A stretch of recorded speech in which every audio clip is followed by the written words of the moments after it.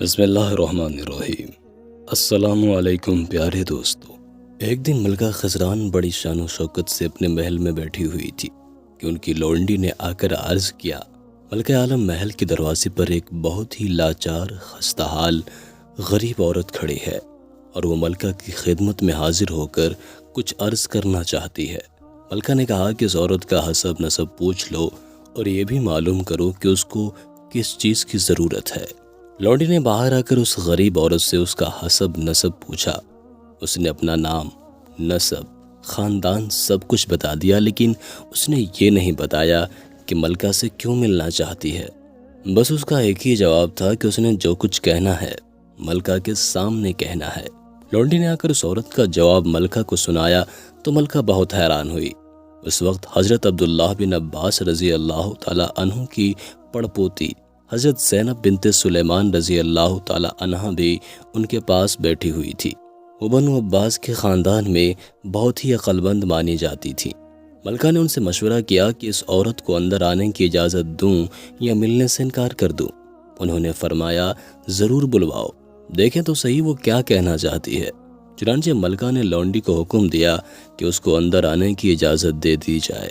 تھوڑی دیر بعد پھٹے پرانے کپڑوں میں ملبوس ایک انتہائی شکستہ حال عورت اندر داخل ہوئی۔ اس کی حالت سے معلوم ہوتا تھا کہ کوئی شریف زادی ہے، لیکن میل کچیل بوسیدہ کپڑوں نے اس کی حالت فقیروں جیسی کر دی تھی۔ عورت ملکہ کو دیکھ کر پہلے تو گھبرائی، پھر فوراً ہی جرأت کر کے ملکہ کو سلام کیا اور کہنے لگی، اے ملکہ، میں مروان بنت محمد کی بیٹی مزنہ ہوں، جو خاندان بنو امیہ کا آخری تاجدار تھا۔ جو ہی اس کی زبان سے یہ بات نکلی تو ملکہ خزران کا چہرہ غصے سے لال ہو گیا اور اس نے اکڑ کر کہا، اے بدبخت عورت، تجھ کو یہ جرأت کیسے ہوئی کہ تو نے اس محل کے اندر قدم رکھا؟ کیا تو نہیں جانتی تیرے خاندان نے عباسیوں پر کیسے ظلم ڈھائے؟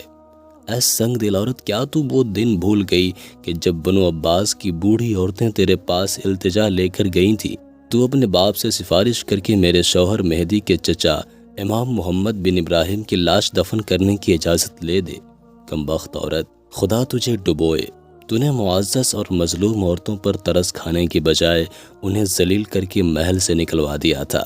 کیا تیری یہ حرکت انسانیت کی توہین نہیں تھی؟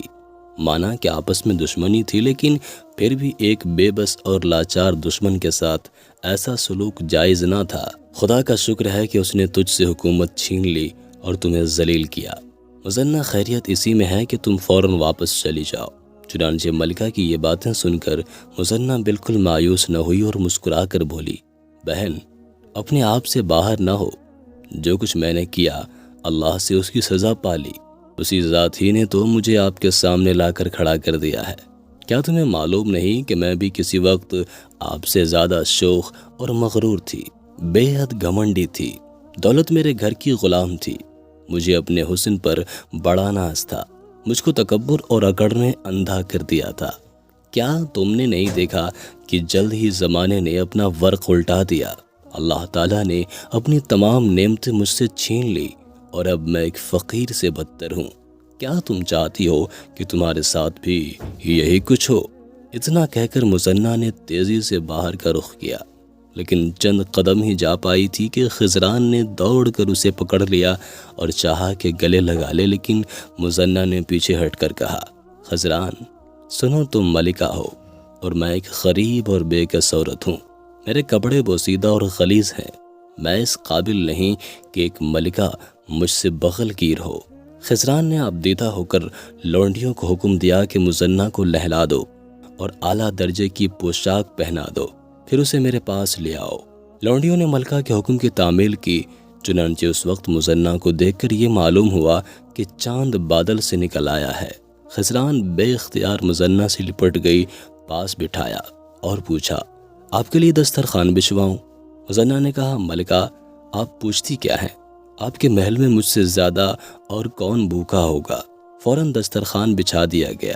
مزنہ نے سیر ہو کر کھانا کھایا تو ملکہ نے پوچھا، آج کل تمہارا سرپرست کون ہے؟ مزنہ نے آہ بھر کر کہا، آج کس میں ہمت ہے کہ میری سرپرستی کرے؟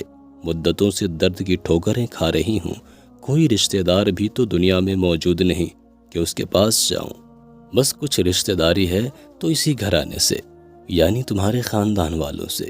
خسران نے فوراً کہا، مزنہ پریشان مت ہو، آج سے تم میری بہن ہو، میرے بہت سے محل ہیں، تم ان میں سے ایک محل پسند کر لو اور یہیں رہو، جب تک میری زندگی ہے تمہاری ہر ضرورت پوری کروں گی۔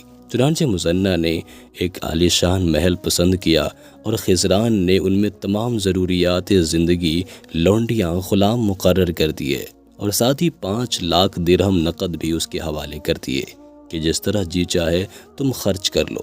شام کو خلیفہ مہدی حرم میں آیا اور دن بھر کے حالات پوچھنے لگا تو ملکہ خزران نے آج کا پورا واقعہ تفصیل سے سنایا۔ جب اس نے بتایا کہ مزنہ کو اس طرح پناہ میں رکھا ہے تو خلیفہ فرط غضب سے بے تاب ہو گیا، غصے کے مارے آپے سے باہر ہو گیا اور اس نے ملکہ کی بات کاٹ کر کہا، خزران، تم پر ہزار افسوس، جو اللہ تعالیٰ نے تمہیں نعمتیں عطا کی ہیں تم نے ان کا شکریہ ادا کرنے کا ایک بیش بہا موقع ہاتھ سے کھو دیا۔ تمہاری یہ حرکت ایک ملکہ کی شایان شان نہیں تھی۔ چنانچہ خسران نے کہا، امیر المؤمنین، میری پوری بات تو سنے۔ اس کے بعد اس نے جب مزنہ سے حسن سلوک اور اس کے ساتھ کیے گئے اچھے برتاؤ کا تذکرہ کیا تو مہدی کا چہرہ چمک اٹھا۔ اس نے خزران کی اعلیٰ ظرفی کو بہت سراہا اور کہا، آج سے میری نظر میں تمہاری قدر و منزلت اور زیادہ بڑھ گئی ہے۔ چنانچہ پھر اس نے بھی اپنی طرف سے مزنہ کو اشرفیوں کے 100 توڑے بھیجے اور ساتھ ہی کہلا کر بھیجا کہ آج میری زندگی کا سب سے بڑا خوشی کا دن ہے کہ اس نے ہمیں تمہاری خدمت کی توفیق دی، اب تم اطمینان سے یہاں رہو۔ اس کے بعد مزنہ طویل عرصے تک زندہ رہی۔ خلیفہ مہدی کی وفات 179 ہجری بمطابق 785 عیسوی کو ہوئی۔ اس کے بعد اس کا بیٹا ہادی بھی اس کی خدمت کرتا رہا۔ ہادی کے بعد ہارون رشید خلیفہ بنا تو اس نے بھی مزنہ کو ماں کے برابر سمجھا۔ اسی کے زمانے میں مزنہ کی موت ہوئی۔ خلیفہ ہارون رشید بچوں کی طرح بلک بلک کر رویا اور اس کے جنازے کو شاہانہ شان و شوکت سے قبرستان پہنچایا گیا۔ دوستوں، ہمیں امید کرتے ہیں کہ آج کی ویڈیو آپ کو ضرور پسند آئی ہوگی۔ ویڈیو کو لائک کرنے کے ساتھ ساتھ دوستوں کے ساتھ شیئر بھی ضرور کیجیے گا۔